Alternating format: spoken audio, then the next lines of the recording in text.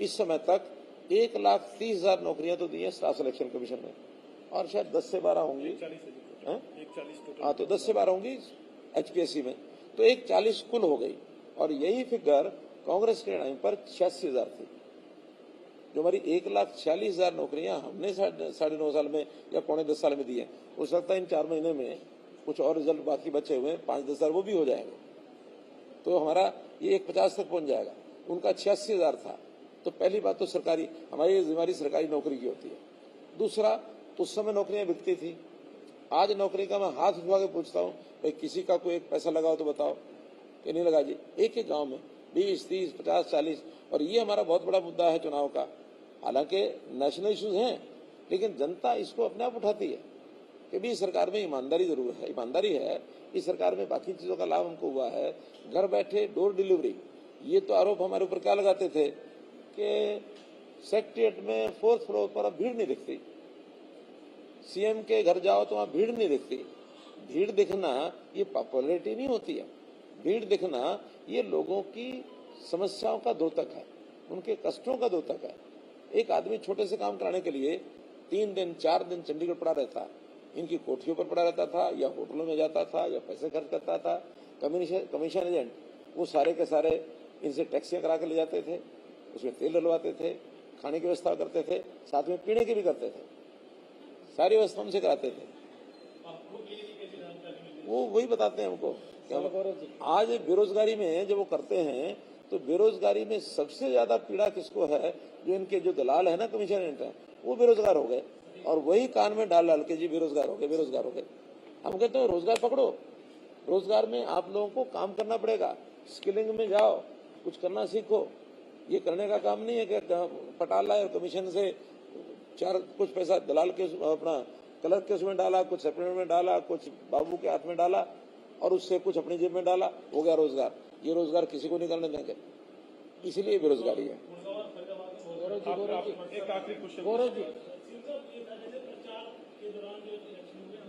के साथ रोजगार, बेरोजगारी इसको खत्म करने में पहली बात तो सारा रोजगार सरकार अपने डिपार्टमेंट्स में नहीं देती है, बहुत कम परसेंटेज होता है।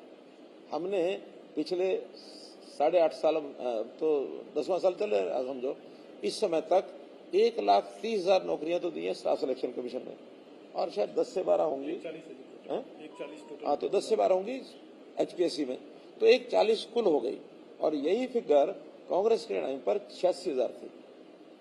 जो हमारी 1,46,000 नौकरियां हमने 9.5 साल में या 9.25 साल में दी है, हो सकता है इन 4 महीने में कुछ और रिजल्ट बाकी बचे हुए 5-10 हजार वो भी हो जाएंगे, तो हमारा ये 150 तक पहुंच जाएगा।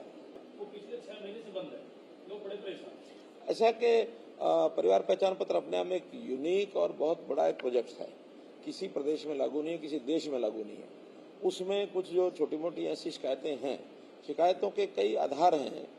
एक आधार तो है कि कहीं जेन्युइन गलती हुई है, उसको ठीक करेंगे। एक आधार ऐसा है कि किसी तरीके से इनकम कम करा लो, 4 सुविधाएं ज्यादा ले लो, तो उसमें वेरिफिकेशन करनी पड़ती है, तो वेरिफिकेशन में बहुत चीजें गलत निकलती हैं। एक आधार ये है कि 5 लोगों का परिवार है, अब चूंकि 5 लोगों के परिवार को 5 लाख रुपए का बीमा होना है, क्यों ना ऐसा करें, इसके 2 बना लें, तो 5 लाख उस परिवार को मिल जाए, 5 उसको मिल जाए। या इनकम का जो पार्ट है वो एक साइड में पूरा कर दो, दूसरी साइड में कम कर लो। अब दोनों परिवार हैं, मानो 2 लाख पर खड़े, पूरा परिवार 2 लाख पर खड़ा है, और 2 परिवार बना के एक को 3 लाख पर ले जाओ, एक को 1.5 लाख पर ले जाओ, तो 1.5 वाले तो कम से कम फायदा मिल जाए। तो ऐसी कुछ चीजें हैं जो इंटरनली ध्यान में आ रही हैं।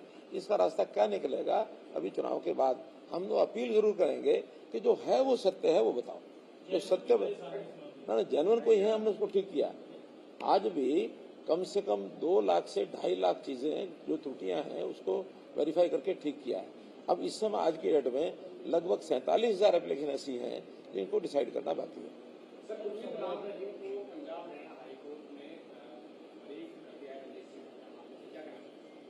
देखिए, कोर्ट से अगर बरी हुए तो मुझे तो इसमें कुछ कहना नहीं है, और कानून अपना काम करता है, कानून ने अपना काम किया है। अगर वो कहीं उनको दोषी ठहराया था तो दोषी ठहराया था, आज बरी किया तो बरी है। आगे क्या प्रक्रिया और होगी, या तो कोर्ट बताएगा, या वो बताएंगे, या फिर पब्लिक में से कोई आदमी बताएगा। पहले आपको समर्थन भी दिया था सिरसा में। देखिए, वो संस्थाएं जो होती हैं अपने अपने तरीके से सब करती हैं, यानी सारे वोट कोई पॉलिटिकल पार्टियों के हाथ में होता है ऐसा नहीं है। वोटर्स पर सामाजिक संस्थाओं का भी प्रभाव होता है। मैं तो कहता हूँ बहुत से की वोटर्स होते हैं, की वोटर्स भी ऐसे होते हैं कि उनके हाथ में, किसी के हाथ में 50 वोट, किसी हाथ में 100 वोट, ये होते हैं। उदाहरण के लिए एक नाई भी जो है ना, काम तो बाल काटने का करता है, लेकिन उसके हाथ में भी की वोटर कितने होते हैं, वो अपने ग्राहकों को काम भी करता है।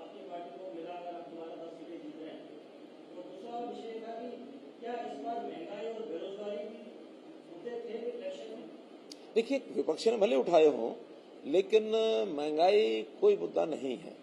और मैं आपको आंकड़ों सहित बता देता हूं। अगर आप में से कुछ लोग मेरी बात का जवाब दे देंगे तो आपको अपना पता लग जाएगा, तो मैं बताऊंगा।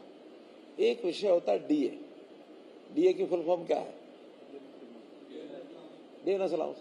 और इसका सीधा संबंध महंगाई पर साथ होता है। ये कोई सरकार तय नहीं करती डी, ये कोई सरकार तय नहीं करती डीए कितना। ये एक इंडिपेंडेंट कमीशन है, वो तय करता है कि डीए कितना है, ताकि फिर सरकार जो है एम्प्लॉइज को डीए की किस्त रिलीज करती है। 2006 में, अच्छा, ये हर 10 साल के बाद 0 से शुरू होता है और 10वें साल उसका परसेंटेज हुई, हर जो 6, 16, 26 इस प्रकार से आता है। 2006 में जो उस समय कांग्रेस का शासन आ चुका था, उस समय 0% जो डीए था। 2016 यानी 31 दिसंबर 2015 कितना डीए था, कोई बता सकता है? और नहीं तो गूगल निकाल लो, अभी देख लो। नहीं, उसमें 15 तक तो पूरा था ना, वो तो 16 में फिर 0 हुआ। जुलाई 15 का नहीं, 150 नहीं था, 150 से कम था। अगर इसको एग्जैक्ट पता हो तो बताओ। निकालो निकालो, मैं चाहता हूं निकालो कि जुलाई 2015 डीए रेट क्या था।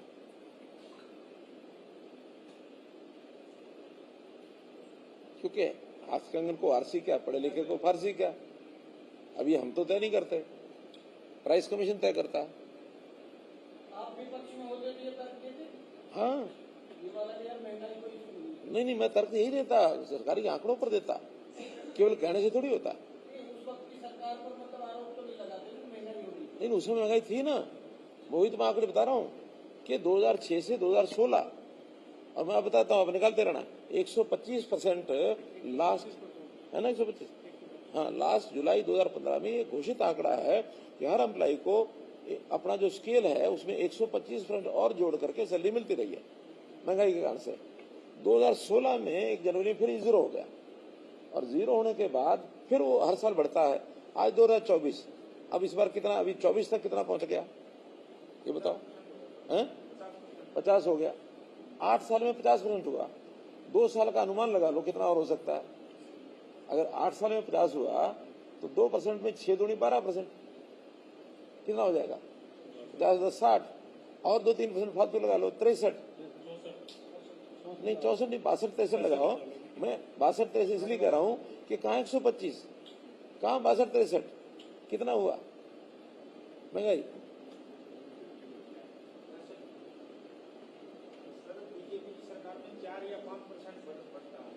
तो उस समय कितना बढ़ता था? मैं वही तो कह रहा हूँ, और क्या कह रहा हूँ कि उस समय 10-12% बढ़ता था हर साल। इस समय 4 से 5% बढ़ रहा है। और ये विश्वव्यापी एक फैक्टर है कि 3-4% इन्फ्लेशन सारी दुनिया में, अमेरिका में भी होता, रशिया में भी होता, चाइना में भी होता, हर देश में। और ये इन्फ्लेशन एक प्रकार से इतना 3-4% ये हमारे प्रोग्रेस में होना ही चाहिए। अगर कहीं 0% इन्फ्लेशन रह गया तो इकोनॉमी खराब हो जाएगी। 3-4% बढ़ता है उसी हिसाब से, क्योंकि सैलरी भी बढ़ती है। अगर 0, नहीं, मैं स्टेट में फाइनेंस मिनिस्ट्री था, मैं स्टेट में फाइनेंस मिनिस्ट्री था। एक अभी आधा सवाल हुआ, आधा जवाब हुआ उनका। अगली बात आपने दूसरा कहा